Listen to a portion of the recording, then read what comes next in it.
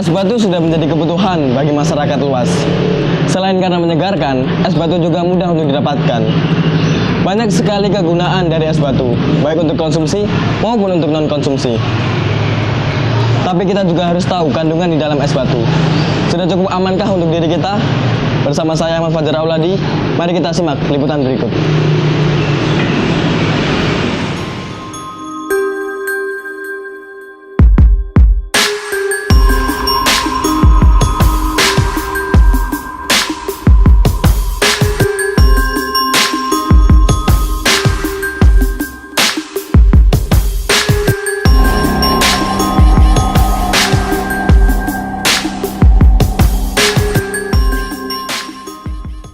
Es batu sudah tak bisa lepas dari kehidupan sehari-hari, salah satunya untuk dikonsumsi.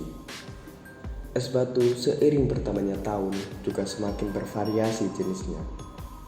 Contohnya seperti es balok dan es tub yang kini marak di masyarakat. Es batu kerap kita jumpai di sejumlah warung maupun di kafe-kafe di banyak tempat. Namun, apakah es batu tersebut layak untuk dikonsumsi? Atau es batu tersebut mengandung zat-zat kimia yang berbahaya bagi tubuh? Tim investigasi kali ini sudah mewawancarai salah satu produsen es tub di Kota Malang.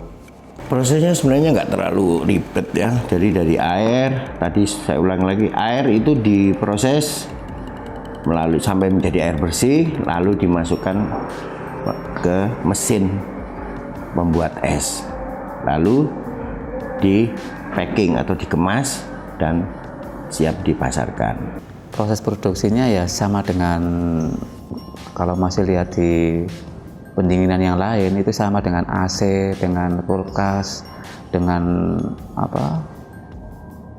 dengan pendingin yang lain. Cuma ini medianya yang dipakai air di dalam kolam didinginkan.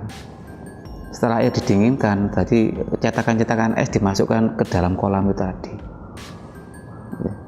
Jadi kompresor kita itu mendinginkan air yang di dalam kolam itu dengan cara menghisap, terus dipres, didinginkan yang pakai air itu, kemudian dihisap lagi, gitu aja, sirkulasinya terus menerus. Kalau harga kita ngikuti pasar, tergantung lingkungan. Di situ ada yang 8.000, ada yang 9.000, ada yang 12. Jadi kalau di rata-rata 10.000. Kami menjualnya dengan harga umumnya Pak di pasaran 8.000. Tapi bila ada persaingan harga, kami bisa menurunkan sampai 7.000. Berkisar itu 7 dan 8.000. Langganan kita itu ada sekitar 30 langganan.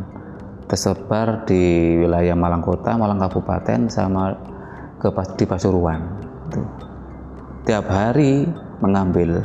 Kalian di Pasuruan seminggu kemungkinan 3 sampai 2 kali. Sementara ini kami baru mampu mendistribusikan ke wilayah Malang Kota dan Kota Batu.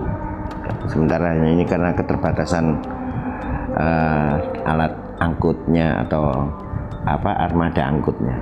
Ya, memang sekarang kan pola pikir masyarakat kan berubah. Jadi kalau kita melihat es tub dalam kemasan kan memang lebih praktis. Konsumen atau masyarakat yang menggunakan es batu sebaiknya harus jeli melihat bahannya yang dipakai, karena es konvensional yang terdahulu itu kurang higienis bahan dasarnya.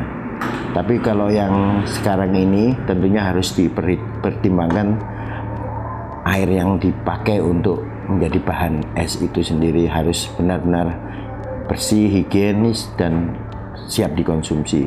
Tidak ada, sebab kita kan airnya air ngebor yang dalam, bukan air sumur yang di permukaan, bukan air yang di dalam. Jadi lebih dengan semboyannya kan katanya lebih higienis gitu. Sebetulnya sama saja antara es tub sama es balokan, itu bukan air matang semua, bukan. Ya air mentah semua. Semua pabrik es, meskipun es tub, es balok, tidak ada yang pakai air matang, tidak ada. Sebab es balok itu kan sebetulnya bukan layak untuk dikonsumsi. Es batu yang berasal dari air mentah mengandung puluhan bakteri yang berbahaya bagi tubuh. Tak jarang kita temui pedagang yang masih menggunakan es batu air mentah sebagai barang dagangannya. Kali ini, tim investigasi sudah mendatangi salah satu warung di daerah perkampungan Malang yang masih menggunakan es balok yang tak layak konsumsi. Sudah jualan di warung ini berapa tahun, Pak? Mulai tahun 2011, berarti berapa tahun? 9 ya? 10 tahun jalan ya. Terus ramai Pak setiap hari Pak di sini Pak? Alhamdulillah ramai. Nah, nggak ada sepinya keluarga Sultan. Kalau di sini pakai es batu apa sih Pak? Es batu itu apa namanya? Balok ya. Pakai balok. Kecuali kalau kehabisan baru es tublas. Kenapa pakai balok, Pak? Lebih banyak isinya, lebih murah. Emang harganya berapa sih Pak? Lebih murah. Sekali ngisi 15.000. Berapa kilo Pak rata-rata itu? Berapa kilo ya? 20 kilo paling. Kalau yang es tub berapaan Pak? Es Es tub itu 10.000 10.000. per 5 kilo. Kalau dibandingin es tub sama es balok lebih mending pakai yang mana Pak? Es balok. Lebih besar lebih murah gitu ya Pak? Iya, siap. Lebih awet. Lebih awet. Iya dong. Pak tahu nggak Pak kalau es balok itu katanya kan nggak sehat gitu? Yang nggak sehat itu yang berlebihan makannya. Nah, kalau nggak berlebihan mah nggak sehat. Biasanya langganan es balok di mana Pak? Apa ada yang nganter? Ada yang nganter. Tapi bapaknya tahu itu es baloknya dari mana? Tahu Dari mana itu Pak? apanya? Kirimannya. Iya Itu kirimannya. dari apa itu Jalan Bogor. Sebagai konsumen, kita dituntut lebih jeli dalam memilih es batu yang kita konsumsi. Jangan sampai es batu yang masuk ke tubuh kita membawa puluhan bakteri dan senyawa kimia yang berbahaya bagi tubuh. Pengamat kimia menuturkan bahwa es batu yang banyak beredar di masyarakat belum tentu layak untuk dikonsumsi. Oke, kalau secara kasat mata mungkin susah, tetapi kalau umpamanya pengen melihat bagaimana es batu itu layak konsumsi atau tidak, salah satu caranya adalah dengan uji laboratorium, di mana ketika air yang digunakan untuk membuat es batu tersebut sesuai dengan standar air minum, di mana sesuai dengan Permenkes 492 tahun 2010, maka itu bisa dikatakan sebagai es batu yang layak konsumsi. Oke, kalau ngomong kandungan kimiawi sebenarnya tidak hanya bahan kimiawi saja, tetapi juga bagaimana mikroba biologi yang akan berpengaruh besar terhadap apakah es batu ini akan layak konsumsi atau tidak.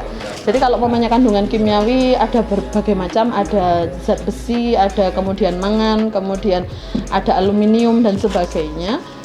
Sedangkan kalau umpamanya bakteri atau mikroba itu yang paling tidak boleh ada di es batu konsumsi adalah bakteri coliform, atau yang paling sangat terkenal adalah E. coli.